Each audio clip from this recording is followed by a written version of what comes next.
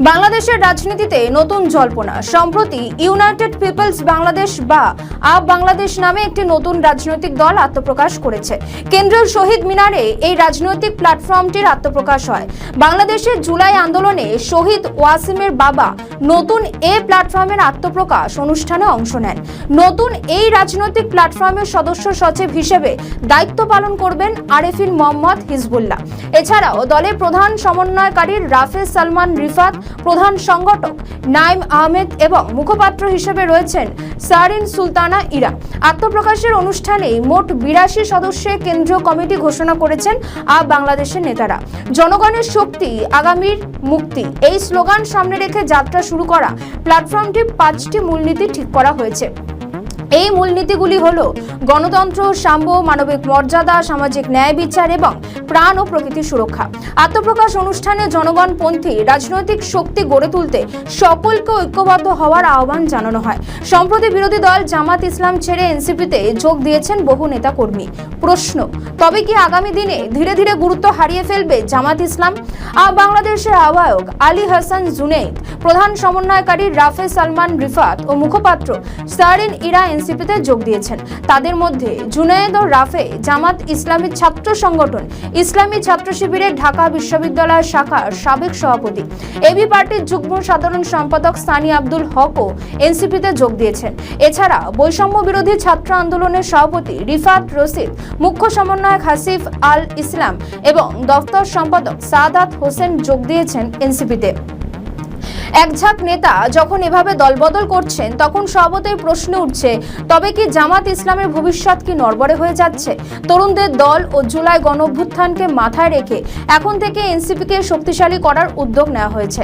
সংবাদ সম্মেলনে নাহিদ ইসলাম বলেন, যেভাবে গণভোটের রায়কে অস্বীকার করা হয়েছে এবং যেভাবে চাঁদা নিয়ে জুলুম, দুর্নীতি, সন্ত্রাসের সারা দেশ ছেয়ে যাচ্ছে, সেখানে আমাদের একটি বিকল্প শক্তি গড়ে তুলতে হবে। কিন্তু কেন বাংলাদেশের বিরোধী দল হিসেবে এখনো বড় ভিত তৈরি করতে পারছে না জামাত? বিশেষজ্ঞদের অনেকেই বলছেন, জামাতের যে নীতি ও দলীয় চিন্তাভাবনা রয়েছে তা আজ থেকে 80 বছর আগের। ফলে সাম্প্রতিক পরিস্থিতির ওপর নজর দিতে হবে জামাতকে। জামাতের সাংগঠনিক ভাবনা চিন্তা নিয়ে নতুন করে ভাবার সময় এসেছে বলেও জানাচ্ছেন বিশেষজ্ঞরা। এরই মধ্যে বাংলাদেশে মাথা তুলেছে আরও একটি রাজনৈতিক দল। এই দলের নাম জনতা পার্টি বাংলাদেশ। শাহবাগের একটি হোটেলে নতুন দলের নাম ঘোষণা করা হয়। দলের নির্বাহী চেয়ারম্যান ও মুখপাত্র হয়েছেন গোলাম সারোয়ার মিলন। ভাইস চেয়ারম্যানের মধ্যে রয়েছেন Rafiqul Haque Hafiz, senior advocate ABM Waliur Rahman, Rehana Salam. পাশাপাশি রয়েছেন advocate Mohammad Abdullah, MA. Yusuf, Syeda Azizun Nahar, Golam Mehraj, brigadier general Kamrul Islam, Nirmal Chakraborty. সব মিলিয়ে দেখার আগামী দিনে কতটা শক্তি বৃদ্ধি করতে পারে এই এনসিপি। এও দেখার যে পুরনো নীতিকে বিসর্জন দিয়ে দল কতটা গোছাতে পারবে জামাত। তারেক রহমানের বিএনপি সরকারকে কি চাপে রাখার কৌশল? বাংলাদেশে ভারতের রাষ্ট্রদূত হিসেবে নিযুক্ত হতে চলেছেন পশ্চিমবঙ্গের দীনেশ ত্রিবেদী। সূত্রের খবর, বঙ্গে বিধানসভা ভোট মিটলেই বাংলাদেশে আসবেন দীনেশ। কিন্তু কেন দীনেশ ত্রিবেদীকে বেছে নিল মোদী সরকার? কি কারণ রয়েছে নেপথ্যে? সূত্রের খবর, বাংলাদেশের সঙ্গে সম্পর্ককে আরো মজবুত করতেই পৌর খাবার রাজনীতিবিদ দীনেশ ত্রিবেদীকে পড়শি দেশে হাই কমিশনার করে পাঠানোর সিদ্ধান্ত নিয়েছে ভারতের কেন্দ্রীয় সরকার। বাংলাদেশে পালাবদলের পর ভারতের সঙ্গে রাজনৈতিক সম্পর্ক ধাক্কা খায়। দীর্ঘ 15 বছরের আওয়ামী লীগের পর বাংলাদেশে ক্ষমতায় আসে বিএনপি। প্রধানমন্ত্রী হন তারেক রহমান। বিএনপি সরকারের সঙ্গে ভারতের সম্পর্ককে আরো মজবুত করাই এখন লক্ষ্য দিল্লির। তাই বঙ্গ সংস্কৃতির সঙ্গে জড়িয়ে থাকা বর্ষিয়ান রাজনীতিবিদকে বাংলাদেশের হাই কমিশনার করে পাঠাচ্ছে মোদী সরকার। রাজনীতির সঙ্গে দীর্ঘদিন থেকেই যুক্ত রয়েছেন তিনি। দীনেশ ত্রিবেদীর বাংলার সঙ্গে যোগাযোগ দীর্ঘদিনের। বাংলাও বলেন ঝরঝরে, তাই এক্ষেত্রে কিছুটা অ্যাডভান্টেজ পাবেন তিনি। বর্তমানে ভারতের রাষ্ট্রদূতদের মধ্যে মাত্র একজন রাজনৈতিকভাবে নিযুক্ত ব্যক্তি রয়েছেন। প্রাক্তন বিদেশ সচিব বিনয় কোয়াত্রা ভারতীয় বিদেশ পরিষেবা থেকে অবসর গ্রহণের পর মার্কিন যুক্তরাষ্ট্রের দ্রুত হিসেবে নিযুক্ত হন। লন্ডন এবং ওয়াশিংটনের বাইরে রাজনৈতিক নিয়োগ বিরল ঘটনা। মোদী সরকারের আমলে প্রাক্তন সিবিআই প্রধান আর কে রাঘবনকে সাইপ্রাসে এবং প্রাক্তন সেনাপ্রধান জেনারেল দলবীর সিং সোহাগকে সেসেলসে নিয়োগ করা হয়েছিল। গুজরাটি দম্পতি হীরালাল ত্রিবেদী এবং উর্মিলাবেন ত্রিবেদীর কনিষ্ঠ পুত্র দীনেশ হিমাচল প্রদেশের বোর্ডিং স্কুল থেকে পড়াশোনার পর কলকাতা সেন্ট জেভিয়ার্স কলেজ থেকে বাণিজ্য শাখায় স্নাতক হন। তারপর টেক্সাস বিশ্ববিদ্যালয় থেকে MBA। 80-র দশকে কংগ্রেসে যোগ দেন দীনেশ, কিন্তু 1990 সালে দল বদলে জনতা দলে চলে যান। 1990 থেকে 1996 সাল পর্যন্ত তিনি রাজ্যসভায় জনতা দলের সাংসদ ছিলেন। 1998 সালে মমতা বন্দ্যোপাধ্যায় তৃণমূল কংগ্রেস গঠনের সময় ঘাসফুল শিবিরে যোগ দেন দীনেশ। পরবর্তীকালে তৃণমূল কংগ্রেসের প্রথম সাধারণ সম্পাদক হন। 2002 থেকে 2008 পর্যন্ত রাজ্যসভায় তৃণমূলের সাংসদ ছিলেন দীনেশ ত্রিবেদী। 2009 সালে বারাকপুর থেকে তৃণমূলের হয়ে লোকসভা ভোটে প্রার্থী হন। ওই আসনে জিতে কেন্দ্রের মনমোহন সিং সরকারের স্বাস্থ্য এবং পরিবার কল্যাণ মন্ত্রী হন তিনি। 2011 সালে পশ্চিমবঙ্গের বিধানসভা নির্বাচনে পুনরায় জেতার পর মমতা বন্দ্যোপাধ্যায় রেলমন্ত্রীর দায়িত্ব ছেড়ে দিলে রেলের দায়িত্ব পান দীনেশ। কিন্তু রেলমন্ত্রী হিসেবে দীনেশের যাত্রা খুব একটা সুখকর হয়নি, কিন্তু পরে তাকে রেলমন্ত্রিত্ব থেকে সরিয়ে দেওয়া হয়। এরপর 2019 এই লোকসভা ভোটে ব্যারাকপুর থেকে তিনি ফের তৃণমূল কংগ্রেসের প্রার্থী হন, কিন্তু সেবারের মহারণে বিজেপির অর্জুন সিং এর কাছে হেরে যান। তারপর তৃণমূল তাকে আবার রাজ্যসভায় পাঠায়। কিছুদিন পর থেকে তৃণমূলের সঙ্গে দূরত্ব তৈরি হয় দীনেশের। পদ্ম শিবিরে যোগদানের জল্পনাও শুরু হয় দীনেশকে নিয়ে। 2021 সালে 6 মার্চ পদ্ম শিবিরে যোগ দেন দীনেশ ত্রিবেদী। ইস্তফা দেন রাজ্যসভার সাংসদ পদ থেকে, আর সেই থেকে এখনো পর্যন্ত বিজেপিতেই রয়েছেন দীনেশ। তবে সবকিছু ঠিকঠাক চললে কিছুদিনের মধ্যেই গুরুত্বপূর্ণ কূটনৈতিক দায়িত্ব নিয়ে তিনি এক বাংলা থেকে আরেক বাংলায় রওনা হবেন দীনেশ ত্রিবেদী। আওয়ামী লীগ ক্ষমতা ছেড়ে চলে যাবার পরও খবরের শিরোনামে রয়ে গিয়েছে শেখ হাসিনার দল। কেউ কেউ শেখ হাসিনাকে পাশে সরিয়ে রেখে দলের নেতৃত্ব কে দেবেন তাই নিয়ে আলোচনা করছেন। এর মধ্যে নতুন একটি খবর, সাজিব ওয়াজিদ জয় নাকি যাচ্ছেন দিল্লিতে। আওয়ামী লীগের নেতৃত্ব বুঝে নিতে যাচ্ছেন বলে এমনই খবর। এটা নিয়ে আসিফ মোহাম্মদ সাজিব ভুঁইয়াকেও কথা বলতে শোনা যায়। আসলে পরিস্থিতি কোন দিকে যাচ্ছে, আওয়ামী লীগের ভবিষ্যৎ, শেখ হাসিনার ভবিষ্যৎ নিয়ে নানা আলোচনা হচ্ছে। বিশেষ করে যখন শিরিন শারমিন চৌধুরীর জামিন হলো, তারপর আলোচনা আরো তীব্র হয়। তিনিই কি আওয়ামী লীগের ব্যাটন হাতে নেবেন? কিন্তু এখন জানা যাচ্ছে তিনি নাকি বিদেশে চলে যাচ্ছেন। এরকম একটি পরিস্থিতিতে নতুন খবর, এই মাসের শেষ সপ্তাহে সাজিব ওয়াজিদ জয় আমেরিকা থেকে দিল্লির উদ্দেশ্যে রওনা দেবেন। তিনি নাকি শেখ হাসিনার সঙ্গে বৈঠক করবেন। ওই বৈঠক অনেক দিনের পরিকল্পনার ফসল। এর আগে আওয়ামী লীগের কার্যক্রম কিভাবে চালাবেন তিনি, কিভাবে এগিয়ে যাবে তাদের দল, এটা আনঅফিসিয়ালি সাজিব ওয়াজিদ জয়ের হাতে দায়িত্ব দিয়ে দিয়েছেন শেখ হাসিনা। তিনি বিভিন্ন পর্যায়ের নেতা নেত্রীদের সঙ্গেও যোগাযোগও করেছেন তিনি। এবারে শেষমেশ তিনি মায়ের কাছে যাচ্ছেন, পুরোপুরি দায়িত্ব এবার হাতে তুলে নেবেন। অনেকে বলছেন আওয়ামী লীগের রিফাইন্ড আওয়ামী লীগ তত্ত্ব খারিজ হয়ে গিয়েছে। শুধু তাই নয়, তারা অনেকগুলো কমিটি তৈরি করছে, যে কমিটিগুলির মাধ্যমে ফের আওয়ামী সমর্থকদের এক জায়গায় করা হচ্ছে এবং স্থানীয় সরকার নির্বাচনে তারা অংশগ্রহণ করার একটা পরিকল্পনা করছে। তাই এই তৎপরতা। আসিফ মোহাম্মদ সাজিব ভুঁইয়া বলছেন যে সাজিব ওয়াজিদ জয় আওয়ামী লীগকে ফিরিয়ে আনার চেষ্টা করছে, আওয়ামী লীগকে ব্যাক করানোর চেষ্টা করছেন তিনি। তবে কি শেখ হাসিনাকে পাশে সরিয়ে রেখেই দলকে প্রাথমিকভাবে চাঙ্গা করার চেষ্টা করছেন জয়?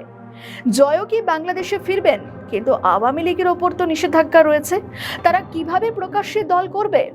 অনেকে বলছেন শেখ হাসিনার নেতৃত্ব সব থেকে বড় প্রশ্নচিহ্নের মুখে রয়েছে, কারণ শেখ হাসিনার বিরুদ্ধে মৃত্যুদণ্ডের সাজা ঘোষণা করা হয়েছে। সেক্ষেত্রে যদি নেতৃত্ব পরিবর্তন হয়, সেক্ষেত্রে কোনো সমস্যা থাকার কথা নয়। যদি সাজিব ওয়াজিদ জয় দলের উপর থেকে নিষেধাজ্ঞা তুলে নেওয়ার জন্য আবেদন করেন, সেক্ষেত্রে হয়তো সেই আবেদন গ্রাহ্য হতে পারে। ঠিক যেমনটা কিছুদিন আগেই বলেছিলেন মির্জা ফখরুল ইসলাম আলমগীর। কারণ বিএনপি বা তারেক রহমান আনুষ্ঠানিকভাবে বিল পাশ করে আইনিভাবে নিষিদ্ধ করে দেয়। অন্তর্বর্তীকালীন সরকারের অর্ধেক কাজটাই করে দিয়েছে বিএনপি, যেটাতে অনেকেই অবাক হয়েছিলেন। আবার অনেকে বলেছিলেন যে রাজনৈতিক ক্ষেত্রে এটাই হয়তো বাস্তবতা। তবে সাজিব ওয়াজিদ জয়ের হাতে দলের ব্যাটন তুলে দিলে হয়তো আওয়ামী লীগের জন্যই ভালো। শেখ হাসিনার সঠিক সিদ্ধান্ত হবে, কিন্তু কতটা সেই দায়িত্ব পালন করতে পারবেন সাজিব ওয়াজিদ জয়, কতটা গ্রহণযোগ্যতা পান তিনি দেশের অন্দরে, সেটাই সব থেকে বড় প্রশ্ন।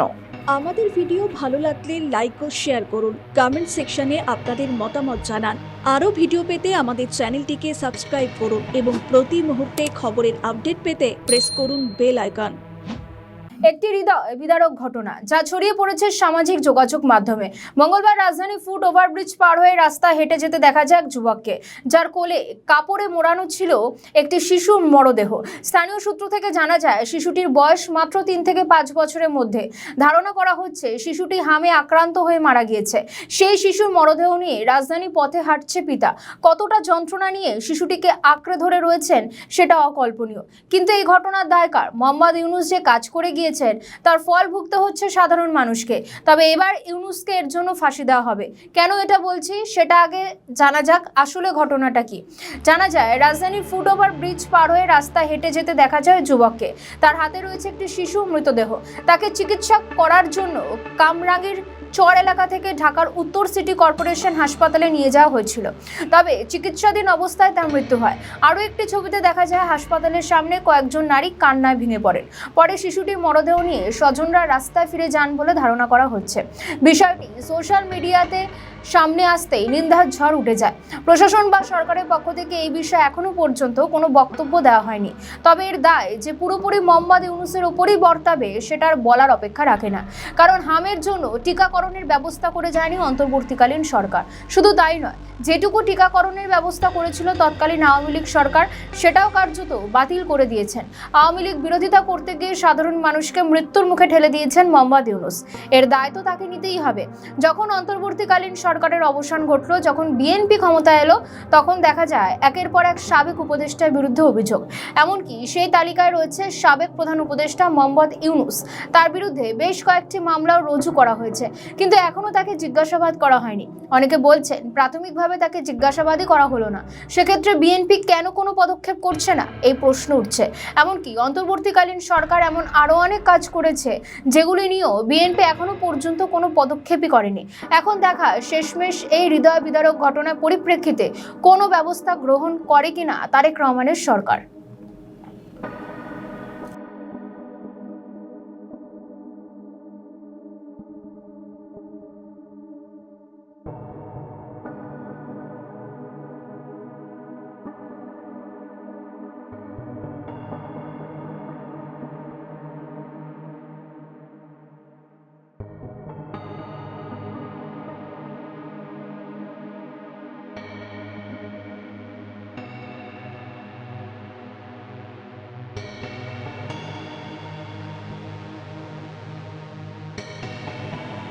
আমাদের ভিডিও ভালো লাগলে লাইক ও শেয়ার করুন, কমেন্ট সেকশনে আপনাদের মতামত জানান।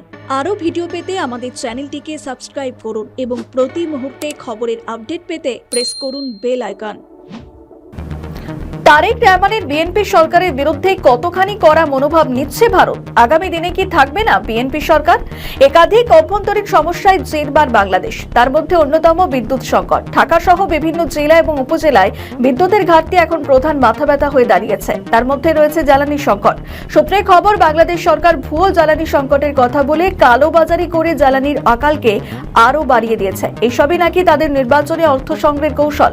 সম্প্রতি সংসদের রুমিন ফারানা জ্বালানির আকাল নিয়ে সরব হন, কিন্তু অভিযোগ ওঠে স্বতন্ত্র সাংসদের বক্তব্যের সময় অশালীন অঙ্গভঙ্গি করে সরকার পক্ষের এমপিরা। এমনকি তার স্পিকার বন্ধ করে দেওয়া হয় সংসদে। বাংলাদেশের সাম্প্রতিক পরিস্থিতিগুলি পর্যালোচনা করছেই না বিএনপি সরকার, উল্টে এমন কিছু ইস্যু নিয়ে জলঘোলা করা হচ্ছে যার এখন দরকার নেই। আর এইসবের মধ্যেই বাংলাদেশকে পরোক্ষভাবে জবাব দিচ্ছে ভারত। চলতি মাসে বাংলাদেশের বিদেশমন্ত্রী খলিলুর রহমান ভারত সফরে যান।